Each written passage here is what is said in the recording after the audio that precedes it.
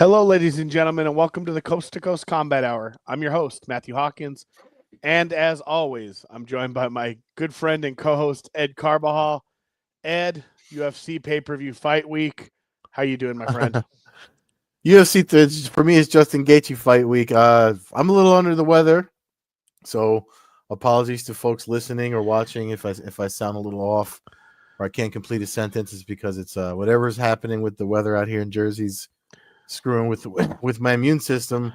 So apologies if the podcast seems a little short this week and stuff like that. But quick housekeeping note about not being on last week and keeping this short.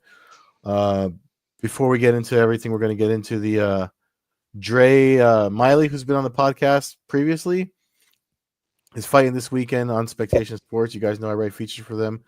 I spoke to him. I interviewed him. Check out their YouTube channel to check out that interview. He's fighting Vinny Diaz. I think he's a co-main event on the Fusion Fight League card Friday. So I just wanted to make sure I get that out there because, you know, Dre's given us his time before and we're big. So he's a big supporter of the podcast and we're a big supporter of him. So I just want to make sure I get that in before we get off and running. Yeah, so right off the bat, rough to hear you're sick, but I'm glad you didn't stub your toe and have to pull out on fight week, as we've seen, the history of the last year. Yeah, so we got. Well, UFC. you're not coming to watch me fight, so I have no reason to. But you could have pulled. I don't get the Matt Hawkins curse. That's true. That's true. So the curse hits again as we approach 3/13 weekend. Main event gets a shuffle, which we will get into. But for the most part, the card's held up. Again, we'll get into the co-main event change. But it is a nice pay-per-view. I will be attending. We'll be getting on the road tomorrow evening to get out to Vegas. So I am excited. But let's just get into it. We don't have a lot else to chat about, so let's just get into this pay-per-view card and see what we think. Oh, well, actually, before that, we do have one thing we should probably mention because it's big news today. TKO boxing or whatever they're going to call it. I did mean to mention it before we started recording, but I think we're on the same page with what's going to happen there. I mean, I don't. So he made a deal with Turkey, and are all basically Zuffa really didn't have any fighters except just the Irishman, right? Kellen Walsh, yeah. Kellen Walsh. And so is it him now just joining the Saudi group of fighters? Is this the same group that was putting on all the fights out there, right? Basically just Saudi and the UFC. Yeah. So the press release, from what I read from the press release, what it seems like is we're pretty much getting the Ultimate Fighter, like early Ultimate Fighter, a bunch of unknown up and coming boxers, and they're gonna make their boxing league based on all these unsigned young up and coming talent, and that's their way of doing the UFC model and building these guys. So if you get somebody that's popular with the UFC marketing machine, my prediction is they're going to get the Sean O'Malley, Paddy Pimblett treatment. Guy gets a couple of wins or whatever, and there's only going to be one champion, and for all the weight classes that they're going to do, they're not going to work with all these other people. So they're pretty much doing. I mean, they call it the UFC model, and it is the UFC model. And I mean, not for nothing, as far as wanting entertaining fights and stuff, that it works for the UFC, and I could see it working there. But questions about the Ali Act and fighter pay come up, and whether or not they can get away with that in boxing remains to be seen. But I mean, in Saudi Arabia, they don't have to follow the Ali Act. Yeah, that's the thing. Yeah, so oh gosh. I want to make a joke about like season 10. We'll see Jake Paul coming in because they need a ratings boost into the house, a la Kimbo Slice. But I mean, it could work. I kind of like the idea of it being no-name guys and like trying to establish something. Okay, so this is a total separate from like the Rihadi season boxing, the Joshuas, and the. I mean, we don't know. Like we didn't get anything really specific announced. I mean, he hinted at some September 12th date. This is obviously Turkey's money, and TKO is just going to be like. So I wrote something earlier that You know, Turkey's just using the UFC's marketing machine, but he's fitting the bill for everything. And I forget. I'm sorry. Mulhausen. I want to say Steve Mulhausen. I forget his name. Over at Sporting News, he said it looks like Dana finally gets to relaunch his boxing league with somebody else's dime. I did see that. So yeah, I mean, I don't mind the idea. Hmm. Whatever your thoughts are on Dana White or the UFC and how they run business, the fact is they've been successful. So Hmm. boxing could probably use some kind of organization. Where there's, I mean, when I mean organization, I mean a little bit. We kind of bring some stuff under an umbrella, which I'm Hmm. okay with, as long if it's run professionally. Dana White's gonna, they might not get paid enough, but nobody's not getting a paycheck. You know what I mean? Yeah. Checks are all clearing, especially with Hmm. Turkey and stuff. So, Hmm. excuse me. It'll be interesting. It'll be interesting to see. I don't, it's weird to see Dana White going out to Hmm. slap fight and boxing and stuff, and you kind of wonder where, the UFC has some strong events and they have some real weak events. So you kind of wonder, is not where's the focus at here? I Hmm. do kind of wonder that in a sense. As a ticket purchaser, I would like the UFC to be fully focused on the UFC, as opposed to putting their Yeah. funds and resources towards slap box and Hmm. and boxing um, on the other side of the planet. But that's we'll see. We'll see it all unfolds. I'm sure it'll be semi-successful, and they'll see what happens. They're going to tell you it's successful no matter what. Yeah, that's true. But I do. I don't mind the idea of there being some kind of uniformity, even if Yeah. it's not the uniformity that I necessarily would have in a dream situation. It might be better than nothing. Yeah, and I think I mean in the other post that I made, about folks talking about boxing is dying. It's never been dying. I mean, everyone keeps trying to box. That's why MMA fighters try to box. They know there's money to be made there. But the thing about it is, um, one of the things that Dana White said when he was on ESPN, I think it was like the Wake Up or whatever show he did with Stephen A. Smith, and I agree with him 100%. I've lamented about it on social media when I've had to cover boxing, whether it be the Jake Paul Tyson stuff I did last summer, or all the stuff I did with Front Proof Media when I had to jump in for an assist at boxing events, and it's just that the way they promote and handle everything it's just so god awful and boring and drags out, and it's horrible. It's horrible. And if they can take all that out of the way boxing is presented and just give us the fights we want to see, or just the fights. Dana White said something along the lines like you have a 9-hour event and there's only 4 fights on the card because they're doing God knows what in between with podcasts in between matches and stuff like that. He said it's going to roll out the way the UFC rolls out, which I think we're all for. I think we're all on top. I think we're on board for that. So, and I am too. Yeah. The one thing that I'll find, like, okay, so right off the bat, after thinking about this as we talk, dog's going wacko in the back. Is that okay? So the Canelos, the Mayweathers, the guys that make Mayweather specifically, who makes $80 million to fight, right? Mhm. He's making $80 million because he's running the show. He's doing everything. So Mhm. he's basically the UFC and the fighter. Mhm. Now that the UFC is stepping in, I don't think you're going to be able to get under their banner, at least, unless Turkey Yeah. wants to just dish out money. You're not going to have guys like Canelo who's going to necessarily want to fight under that if the UFC is going to use their model for UFC. Because the model for UFC is UFC does all the money, so we make 60 million and we give you 2. Mhm. Like that's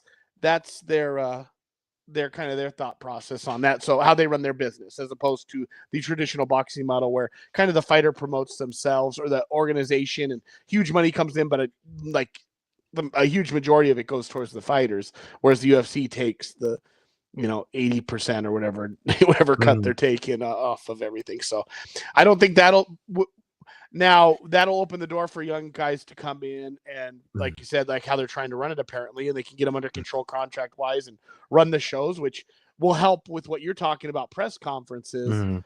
Um, I think the other scenarios are you got somebody like Mayweather making $80 million to put on an event. The last thing he gives a crap about is the press conference. Yeah. So he's not paying for, you're getting football players, anybody who's willing to take a paycheck to come out there and blabber on about something they know at a very, very minimal amount of information on. And then you get these wacko, Ryan Clark, whatever, Yeah. we've seen a million of them. You've been to them more, Yeah. But but even just the taste of boxing when I've gone to boxing, I've experienced this is a long goddamn night. Like this could have been over at 7 and now it's like 1 a.m. You know what I mean? So I do feel that, and that needs to change.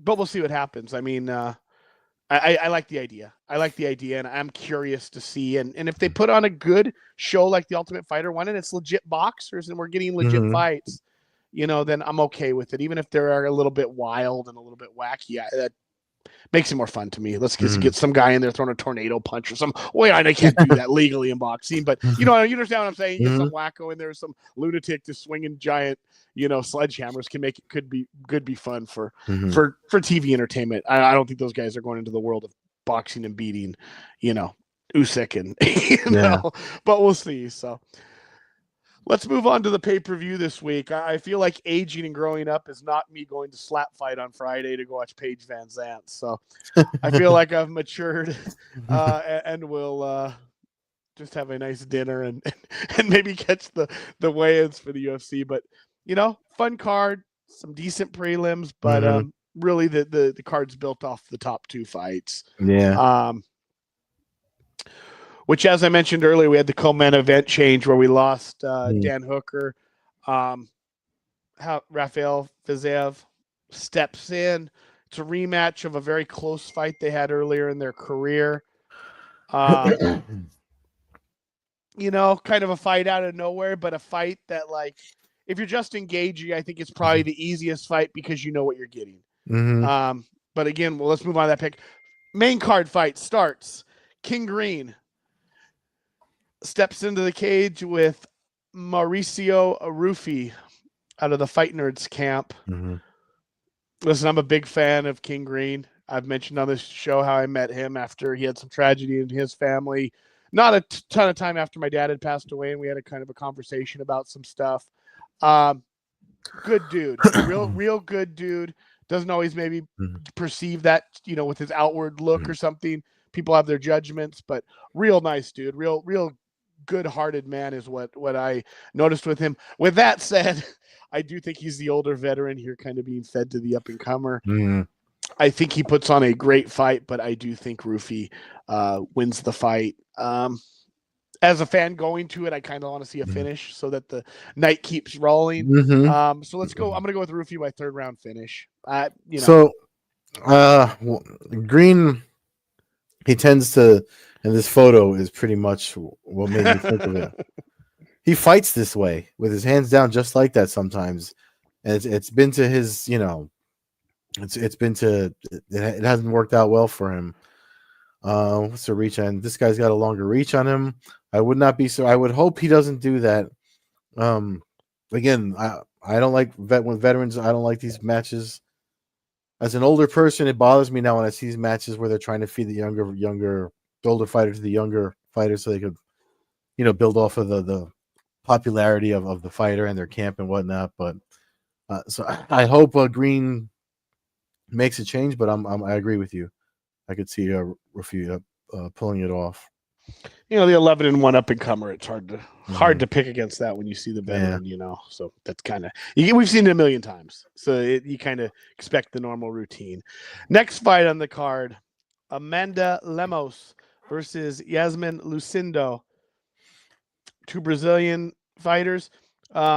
One thing you'll notice about this card, really from top to bottom, is it's almost Brazilian versus the world. There's even a couple Brazilian versus Brazilian matches, but it appears that they had kind of a plan of having almost a Brazilian in every single fight. I'm not sure if that was based off of the main event and then wanting to bring a bunch of fans from Brazil, but I expect a lot of green in that arena on Saturday night.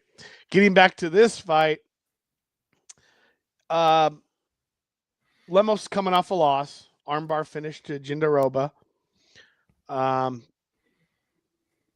basic. What does it have the rankings? If you scroll down a little bit, I Mm-hmm. believe Lemos is a couple slots higher. Do they show rankings? I thought they had on here. Hold on, I think when I minimize it, it'll show. There they go. Yeah, Okay, yeah, 7 Lemos and number 5. 5, and So the same rankings as wise, we're basically the people who vote on the rankings essentially think these people are the same, equal fighters, 5 and 7. I'm gonna go with Lemos to bounce back after the loss. I think it's gonna be a close fight. I think it's gonna be a decision. I could even see it's I'll go with Lemos to win a decision. I think it's. I mean, even all that looks like it's pretty even across the board. I think I almost feel like we're looking at like, they have her plus images of each other. 114 as an underdog too. It's odd. Basically a coin flip though, without even seeing the odds. I mean, that's essentially plus for 114 is close, and 135 is more of a favorite than and then she is an underdog. So, but I'm still gonna go with her. I think it's probably based off of coming off of a loss as opposed to a couple fight winning streak. Yeah, they get their odds from DraftKings too, so it looks like there's a lot of that going on in this card. Jalen Turner versus Ignacio Bahamondes. Oh boy, I'm gonna go. Jalen Turner's kind of my guy because he fought in the he fought in the card of the very first event I ever covered. Bama USA fighting event out here in LA. We've talked about him having a bunch of points, bunch of weapons. I feel like he's been fairly successful fighting in Vegas. I'm gonna go with Jalen Turner. I think he's just awkward. I know they both say they're 6'3". It'll be interesting. I guess I haven't seen the face off. Now is Bahamondes coming down in weight? That might be an error on my part for not catching that, or who knows what their weight's showing. Maybe, yeah. But either way, it's on this website. We'd never know. I guess. Wait, go back down. They're all the weights are off, right? Even 165 is not lightweight, so yeah, it's all their weights are all screwed up. Yeah. I'm gonna go with Jalen. I'll go with Jalen Turner. A lot of ways to win, and I feel like he figures out a way to win something. I think this is one of those fights though, like that's the firework fight. I know we got the co-main event, but I think this is the one maybe where if Turner goes down, it might be the same way. But I think you might see a spectacular finish one way or another in this fight. Yeah, you got two lanky guys fighting each other. I'm pretty sure it's not going to be boring. I want to say maybe let's see what this is. This is probably wrong too. Oh no, looks like they're giving the edge to Turner too when it comes to grappling. So yeah, I think I'll agree with you on that one too. I mean, Turner had Moicano beat and let him off the hook. I mean, there's a couple things in Turner's career. You know what I mean? Like Turner's career could be shifted. He could have be the guy stepping in last minute for title fights if a couple things maybe had gone different. So that moves us to the co-main event. I mean, we don't even know who you're picking. Justin Gaethje, Rafael Fiziev. What have you got? Say what you got to say, and then I'll. So I just when everything happened, because we were off last week, and the Hooker Fiziev flip happened when we were off. So as soon as that happened, the UFC actually put their last fight up on YouTube, and I watched the full fight over again. And I mean, obviously, I'm happy that Justin Gaethje's fighting because I'm probably one of I'm a huge Justin Gaethje fan. I think the reason he's the underdog here at plus 136, even though he came out winning the last time they fought. After watching the fight, I can see it going similarly the same way. The only outlier is we're going to find out on fight night how well he's recovered from that horrible knockout against Max Holloway. I know he's taking a lot of time off. He seems to be like his old self on fight week, all the stuff he's been saying in his game plan, which is none, just to pretty much throw his skeleton at Fiziev for until somebody drops. I mean, and that's just Justin Gaethje that I became a fan of. So I think that's why he's an underdog. It'll be telling when he takes any shots that land solidly from Fiziev. We'll know if the damage from the Holloway knockout either has an effect or just all the damage he's taken in his career is finally catching up to him. It's going to be very telling, but I mean, as you said, I mean, there's no secret on who I'm picking. I'm still picking Justin Gaethje to win. Probably the same way decision like last time. Yeah. I'm extremely concerned about the bounce back from that last loss. Yeah, I'm not going to overreact until we see this fight before I start comparing him to some of the other guys who have kind of had his style and ended in certain fashions. But with that said, I'm going to pick Fiziev. I kind of have this feeling like it's. I kind of feel like we're going to get the same exact fight, but the judges, it's going to be forced to go the other direction. And maybe that's not the worst thing. Maybe that sets up a trilogy with these guys, and then get I'm going to be rooting like hell for Justin Gaethje. I will be out of my chair rooting for the dude.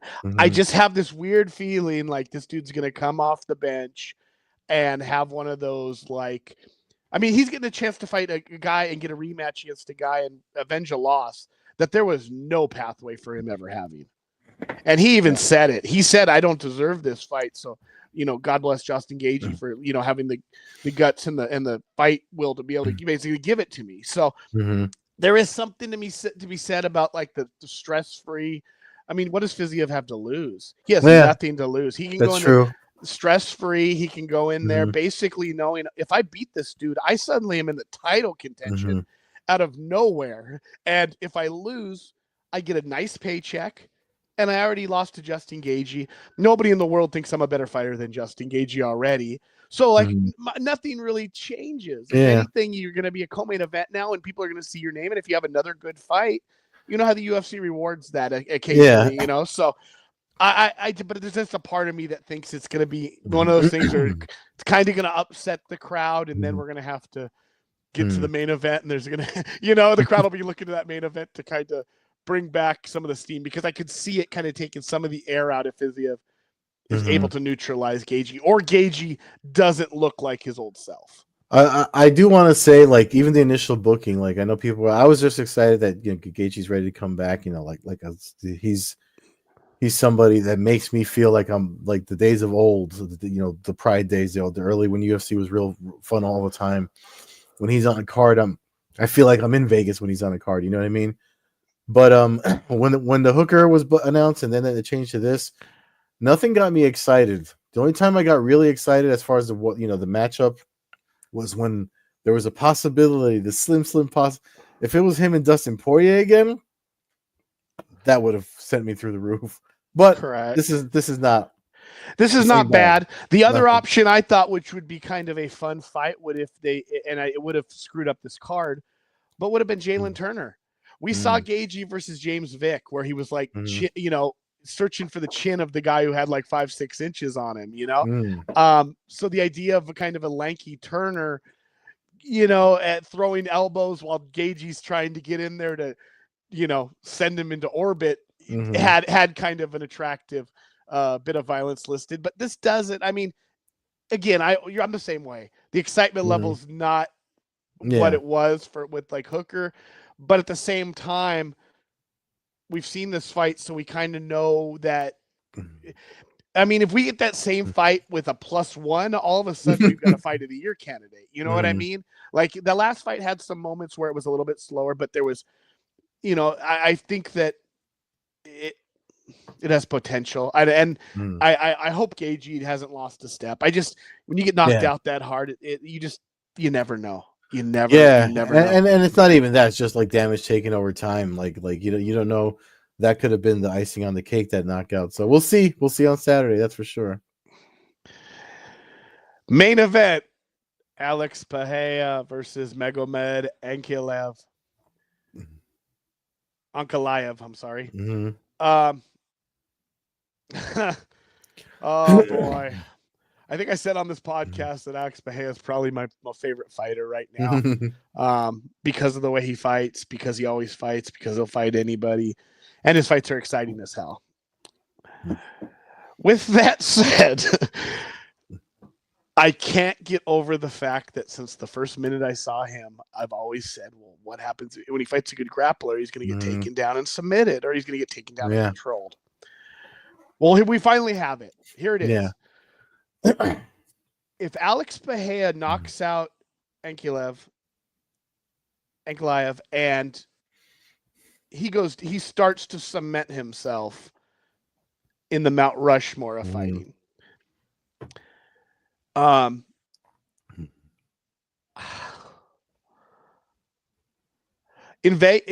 mean, I don't even. I thought Pahea had. I heard earlier today. I thought he had slipped to becoming a favorite. So I don't know if those are updated numbers, although it's been real close. There's a part of me that's leaning Ankalaev. I just can't lie. Like my whole, and I know it goes back to the early days of fighting and being a fan of the old school days where a good grappler would take down the striker 98% of the time. And unless you were Maurice Smith or you were, Frank Shamrock, you weren't getting up off the ground. You know what I mean? Like, and I don't, I can't picture in my head that Pahea has enough experience on the ground to truly deal with a master grappler on the ground in the UFC. So with that said, I am going to pick Ankalaev by submission in round 2, and I think he takes him. Here's the thing, right? Like we always think they're going to take him down, and then we end up with a boxing match. I'm going to say that the guy uses some kind of fight IQ, attempts to take down man just to get it, beats him up a little bit in the first round, and then the second round, I think he follows up and does the same thing. I think the crowd's probably not happy about it, but and I might not even be happy about it, but I feel like there's a part of me that wants it to happen because I would love to get back to the world where a world-class grappler takes somebody down and is able to do something with it. Yeah. We don't have that. We don't have that as much anymore. If guys get into striking fest, the guys want to try to prove that he can beat Alex Pahea standing. And I don't want, I know the grappling numbers. What are they? I mean, the grappling numbers got to be. Pahea has some grappling because of his, because he's been put down a couple times and he had his Adesanya back and forth. But I mean, my God, Adesanya took him down. But that's he might as well have been fighting himself. Adesanya is not, it's not he wasn't expecting it. I totally understand, but there's a part of me that wants a big, heavy grappler who's just good. It adds a dimension that we don't.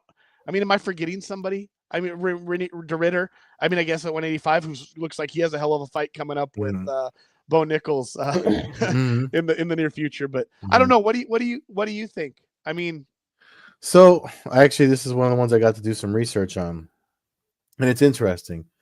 The odds are obviously interesting. You were mentioning them earlier. Minus 112 for Pajeda, minus 108 for Ankalaev.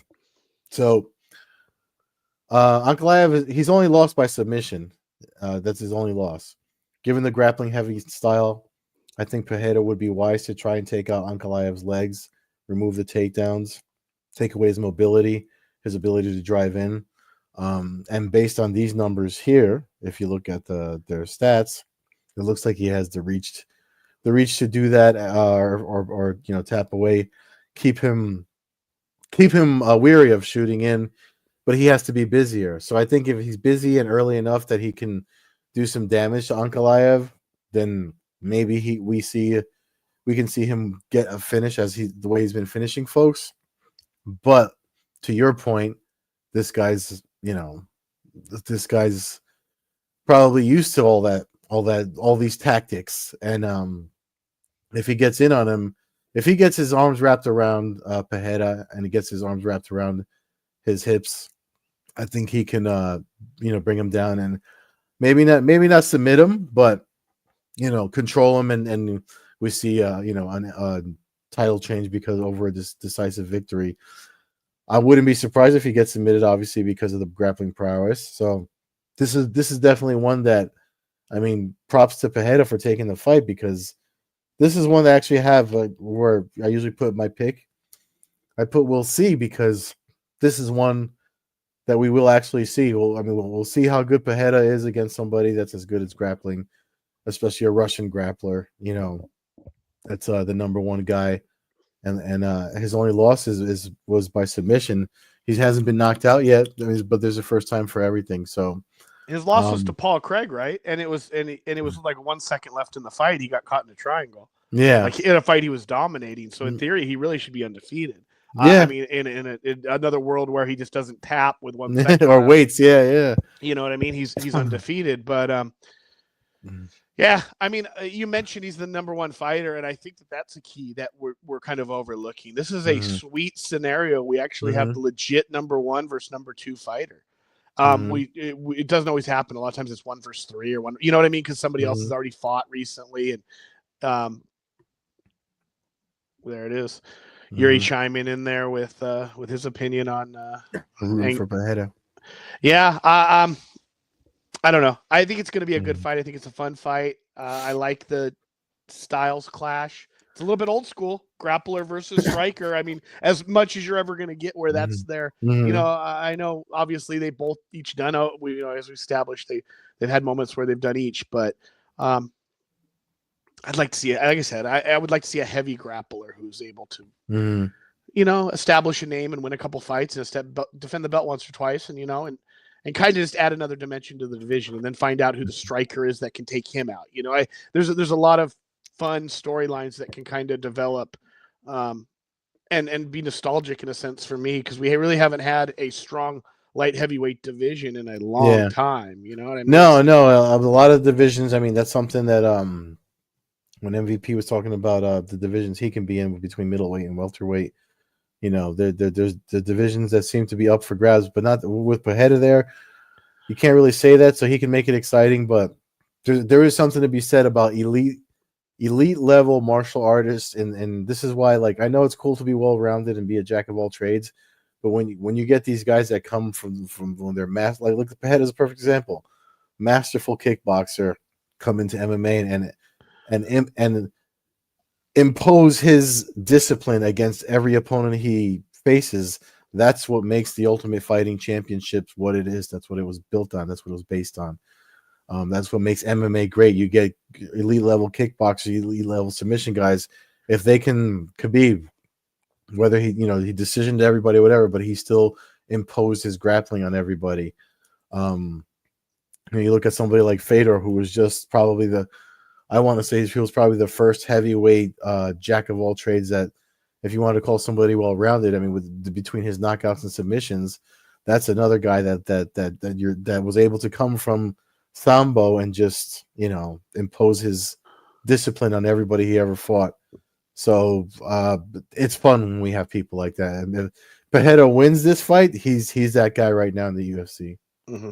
I mean, he's the superstar, and there could Mm-hmm. be no denying it. And at that Mm-hmm. point, I've been against him kind of going up for a John Jones fight, because I thought John Jones would probably just take him down. But if he's able to survive this grappling and stuff, I think it kind of starts to go, okay, well, if Bahia puts on 35 pounds of fight weight, maybe John Jones doesn't take him down as easy. Maybe John Jones catches an uppercut cup. You know what I mean? Like, Mm-hmm. there a lot starts to open up if he can prove right now that he can have a guy hang on him and him be able to shake it off. I really like if he goes out there and knocks out Ankalaev in like a minute, 2 minutes, and the Mm-hmm. fight never hits the ground. To me, nothing's learned in this fight. To me, the Yeah. whole key about this fight is finding out if Bahia can, because if there at some point, if I'm like Bo Nichols, like, why don't I go, dude? I'll just go ahead 205.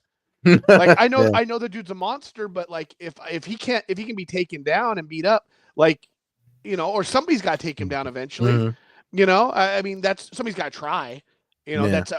That's a world class grappler, a Nichols or a I don't know, but we need to see this fight, because it answer a lot of questions, and it would make, if he survived a grappling exchange and won the fight, it would make Mm-hmm. that John Jones fight a fight that Oh would yeah. probably blow the roof off an arena. That's probably what they're waiting on for 317. You know what I mean? Like with all the media that Dana White did today about the next quarter or whatever in the TKO boxing. He was asked about John Jones, and he's like, "Yeah, he's fighting this summer." Didn't say who, didn't say when, but I mean, maybe they're waiting for this to see the results of this, and you know what I mean? Yeah. No, I mean, there's so many possibilities. We know the UFC is about Mm-hmm. making money more than Yeah. than the fight that makes the most sense. For them, Mm-hmm. the fight that makes the most sense is the one that makes the most money. So if that fight opens up, and I won't hate on it. It'll suck, Mm-hmm. and I'll talk a little trash that he should be fighting Aspinall, or he should forfeit the belt and just fight Bahia in a mega super fight and fuck the belt. Let's just get the two goats basically at this point of the UFC. Obviously Pahea could be argued with Mhm. GSP and a bunch of other guys. But for most people, they think it's GOAT UFC. GOAT is basically John Jones.